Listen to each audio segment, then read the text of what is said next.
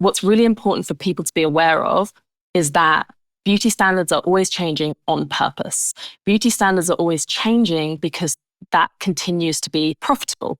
Because for every new set of beauty standards, there are a new set of products or a new set of procedures, things that can be sold to us to achieve this look that we're told is the only way to be beautiful, the only way to be happy and good enough. Welcome to the Essence Podcast, your guideway to explore the colourful spectrum that is the human experience and beauty. My name is Alicia. I'm a presenter and an actress, and I love all things self-expression, especially bright colours and wearing them. In today's episode of the podcast, we're going to be talking about how technology has an impact on our self-esteem and the beauty world. Technology is changing every aspect of our lives, and in this episode, we'll be talking about how it impacts our views on beauty and how social media, Facetune, AI, and filters have all contributed to modern beauty standards. We're going to be examining the impact that these advancements have had on defining distinct beauty ideals for Gen Z by connecting the dots between social media trends, influencer culture, and beauty-enhancing technologies, highlighting the transformation of beauty perceptions in the digital age. So joining me for this episode of the podcast is a very, very special guest and someone who loves the colour pink, evidently. Everybody, it's Jayne Crabbe. Hello, Hi. Megan. So nice to speak to you. Oh, thanks so much for having me. I'm really looking forward to this. You are the colour pink today. Listen, I was the colour pink before the Barbie movie. I just want to throw that out there that they copied me. Yes. I love that. But I will say, I think the Barbie movie's pretty inspired a lot of people to wear more colour. So, yeah. Listen, I'm a secondhand shopping girly, so I'm now massively benefiting from the pink craze because all these clothes are coming up secondhand and I'm just scooping them up. Absolutely. Okay, so we've got lots of different things that we're going to be talking about today, all about the topic of like beauty and social media and the digital age. So let's just dive right in. Do you want to give a quick introduction to who you are? Yeah, of course. My name's Jayne Crabbe. I was known on the internet for quite a long time as Body Posy Panda. I've been a content creator for nearly 10 years, creating content all around the themes of body positivity, mental health, eating disorder recovery, and beauty standards. I'm also an author, a presenter, and a host. And generally, I'm going to be talking about our bodies, how we feel in them, and how we can feel better in them. Yes, I can't wait to get started. So first of all, how do you think beauty standards have changed over time, especially, with the rise of social media as well? I think the key thing to understand about beauty standards is that they are constantly changing. Generally, every decade or so, we will get a new set of beauty standards dictated to us by the mass media and the industries that sell us the standards. So if you look back in history, you can think of different decades that had different beauty standards. The 1920s had flappers, the 50s had the curvaceous Marilyn Monroe, the 90s had heroin chic, Kate Moss, the 2000s we had the Kardashians, and now lots of people on the internet are saying that we are re-entering this very thinnest back in kind of trend. And I think what's really important for people to be aware of is that beauty standards are always changing on purpose.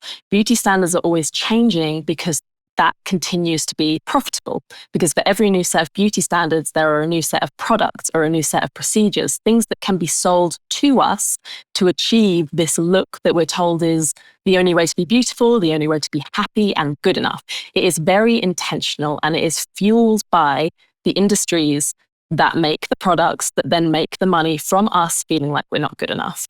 Beauty standards are always changing, always have been and always will be. And I think generally you'll find as well that they change just when a lot of people reach the supposed peak of the beauty standard. And then it's like, oops, let's change it again. Now you have to do the complete opposite and spend loads of time and money becoming different again. And what I've noticed, particularly in the kind of social media era, we have beauty standards that are very much influenced by filters, that are very much influenced by the big celebs and influencers, things like fillers and, facial procedures are way, way more normalized than they used to be. And I think generally the beauty standards become more and more extreme and less achievable for the majority of people without spending a great deal of money and energy trying to get to them. Are there any particular beauty trends on social media or just in general that you find quite intriguing or concerning? I find them all concerning. I find them all concerning. I think what's interesting is that when the body beauty standard was kind of a more curvaceous shape, and we say, Kardashian-esque, for a lot of us, that felt like a bit of a breath of fresh air in a way. Like, oh, okay, we can embrace our natural curves. The body positive movement was also having a moment at that time and coming more into people's attention. And then I found that that very quickly became not about embracing your natural curves, but about achieving a very, very specific, very defined form of curvaceousness where you have curves in quote unquote the right places, and everywhere else is still completely toned, completely slim and flat. And so it actually became maybe even more unattainable as the beauty standard before it, which was just being slim all over. I think in terms of facial beauty, like I said, the rise of fillers, I think, is really concerning. And I never want to make individuals feel bad who go and have these treatments. I think, any person who's going out and getting fillers or getting Botox, they're doing what they think is going to make them happy. They're doing what they think is going to lead to them being more loved or successful or just feel better about themselves. And I don't want to make that person feel bad, but I think that we can all have a conversation about the culture and about why these things have become so normalized and in a way almost expected. There's certain TV shows that you turn on and it's weird if the people on them don't have fillers and surgery and all these things. I guess that's true. Yeah. So I think without making people feel bad, I do think we should be having this conversation about what's this doing to us? What's this doing to our self-image and how we see ourselves? And not just us, the generation after us as well. Yeah, definitely. So do you think that it kind of affects the way we actually see beauty as well? Rather than just seeing it as a trend, like that is just what we see as normal, I guess. Yeah, 100%. I mean, what we see every day truly impacts how we see ourselves. You can't get away from it. You look at your phone and there's people who don't look like you. Turn on the TV, they don't look like you. There's billboards, there's magazines, and more, it's all the people around you as well who are trying to conform to these impossible beauty standards. So I think absolutely, it's having a massive effect on how we see ourselves. I don't think anyone is immune to that. Definitely. So because of how oversaturated the digital kind of age is, do you think that the current generation, Gen Z, would be more accepting or more challenging of traditional beauty norms compared to what the past generations would be?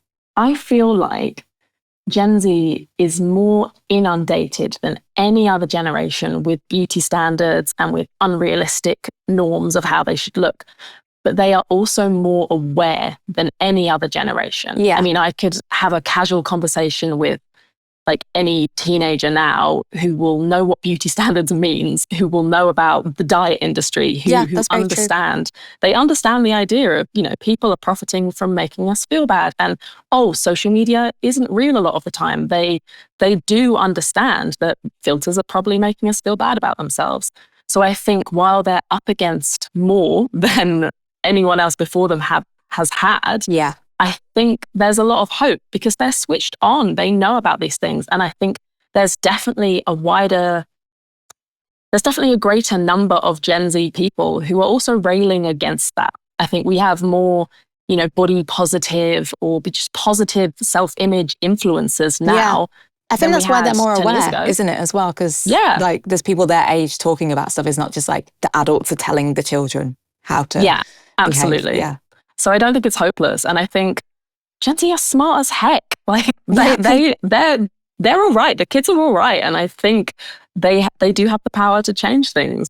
Yeah. So do you think there's any ways in particular that Gen Z are kind of balancing between how to understand what's like a positive self-image? This is unattainable. This isn't me, but I'd like it to be me. how do you think they balance and they know right from wrong? I think that Gen Z are probably more self-aware than any other generation. They've grown up at a time where things like therapy is normalized, self-reflection, journaling about how you feel. So when they encounter things like beauty trends or beauty standards, I think they're much more likely to actually reflect and question if it feels good or right for them.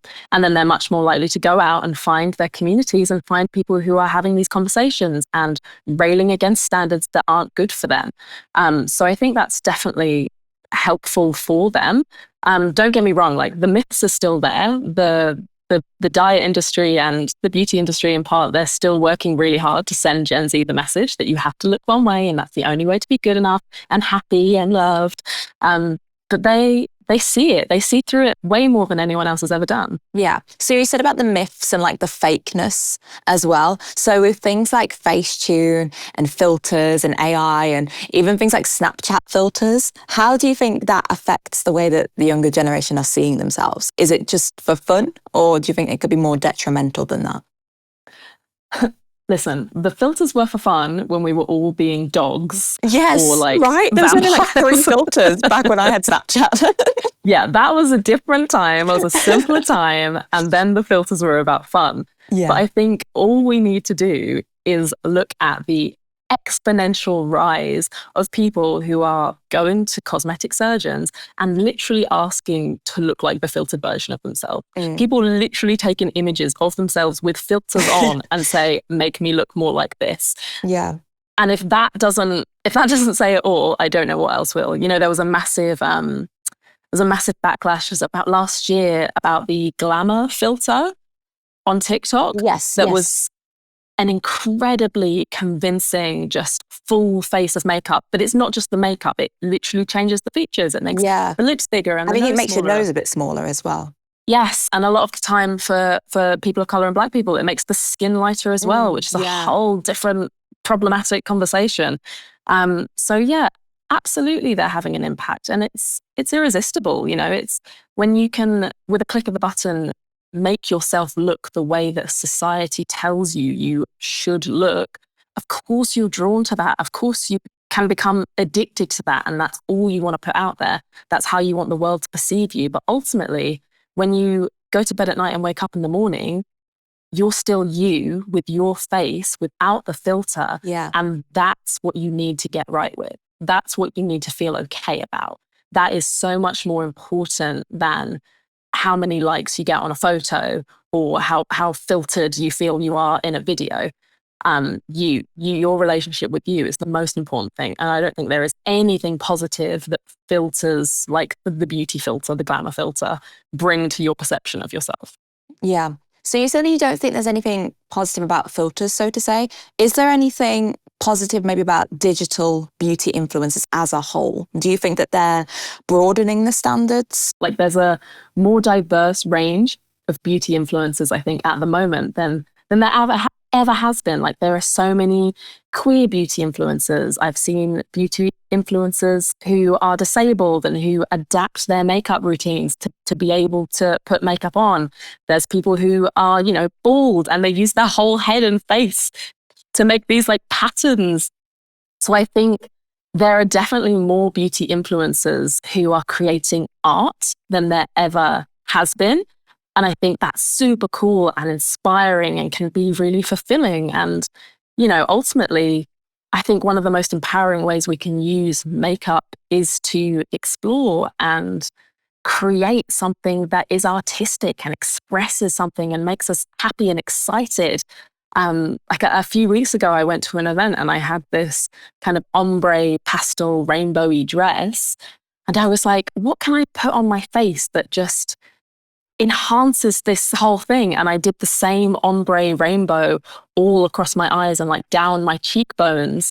And I was like, yes, this is what makeup should be about. Yeah, it's this art, is so it's fun. expression, it's fun. Yes. Yeah. I loved that. And I think we are definitely seeing way, way more of that. Because even if you look back to like, I don't know, like 5 years ago, the beauty influencer world was a lot more cut and paste. We were seeing a lot of the same thing over and over and over.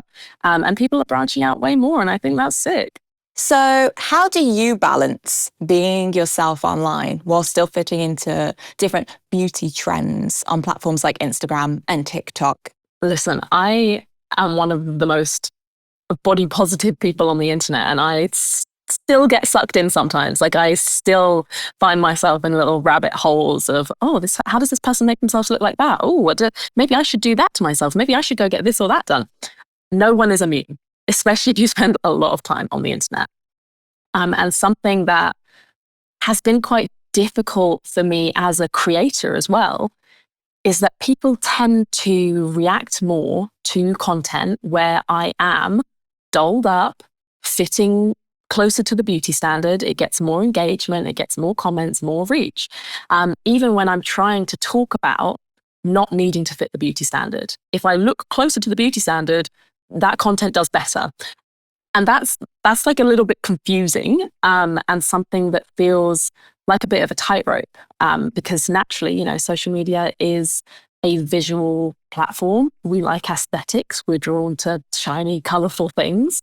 So trying to walk that line whilst also sending the message of this, you don't need to do this, and you are more than this. I think that is the ultimate message as well. It's okay, do what you want with your outside appearance, but please know that you are more than this. And this is not your whole value. This is not your worth to the world.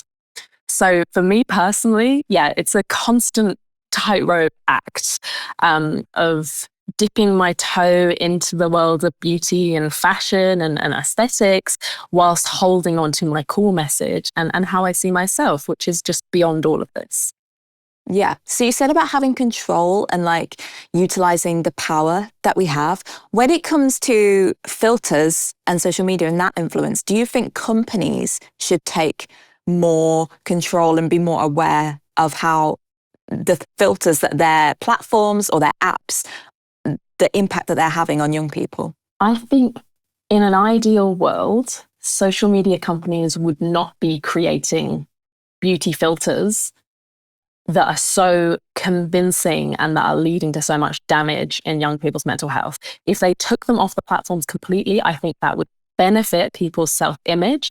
But the problem there is that they would lose business. They would lose people from their platforms, and people would go and seek out filters on different platforms. And that's always the way with these companies. It's always a tie between, do we make money or do we make people feel better about themselves? Ultimately, most of the time, they choose to make money and keep people on the platforms. So I would love if they did take more responsibility, if they made a strong statement and said, no, we are prioritizing people's well-being. We're not going to give you this thing that makes you feel bad about yourself. We can dream. I would love that. So do you have any predictions on what you think new technology might do for beauty standards online? It can be positive or negative.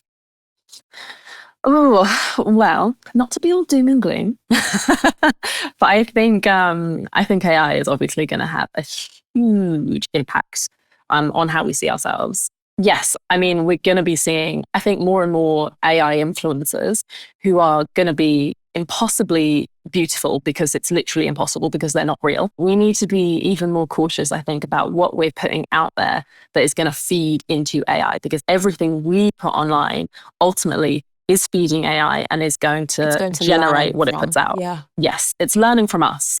So let's try and teach it something better. And, maybe that feels impossible and like it's already too big, is like run away, but every little bit helps, I think. So, every time one of us, an individual, puts something online without that filter, or writes or shares something about embracing ourselves as we are, challenges ourselves to post the photo where we might feel a bit insecure or a bit like it's not good enough, that is having an effect. We are not powerless. And even if you post one thing, every person who sees that then maybe feels a little bit better about themselves, maybe challenges themselves to do something like that. And it ripples out. And this is why the body positive movement has been so powerful. It's just one person inspired by the last, and the effects just rippled. So it gets bigger and bigger and bigger. And we can still do that now. I think we're in a place where we need a bit of like a push, because we are slipping back a little bit. And, the beauty standards are getting more and more narrow again and everywhere. And we do need a bit of a kick up the arse to be like, no, we're not having this. We are actually in charge here. Online, we are in charge of what we see and what we celebrate, and we're going to make it good for us. So are there any last words that you have, Megan, on the industry as a whole, what you think we should do? I mean, we've had a fantastic conversation about lots of different topics. So what words do you want the audience to go away with? I think I ultimately want anyone listening to realize that they are not powerless when it comes to how they feel about themselves. Yes, we have all been influenced by the culture that we live in. We are all impacted by all the images that we see every day and all the different things we're sold and told we have to be and look like. But it is within your power to reject that. It is within your power to choose a different narrative for yourself, a narrative that makes you feel better about yourself. And that's what you deserve. I think none of us deserve to spend our lives feeling like we are not good enough or we have to keep chasing these impossible ideals when, frankly, we've got better stuff to do. We've got whole big lives to go out and live and experience things regardless of what we look like. So if there is anything that you take away, please just know that there are people, including me, who see your worth way beyond the way that you look. And that's how you deserve to see yourself as well. Yeah, that's such a constant theme throughout all these episodes as well. Like, you are seen, like there is someone like you, or if there isn't, there's someone that at least understands you. So just be yourself, essentially, right? Yeah, yes. Just be yourself. That's enough. Yourself is enough. So thank you so much, Megan, for talking to us. I've really enjoyed this conversation. I've learned so much, and it's opened my eyes to different things as well. And like Megan said, I really hope you've taken something from this episode as well, whether you're listening or you're watching.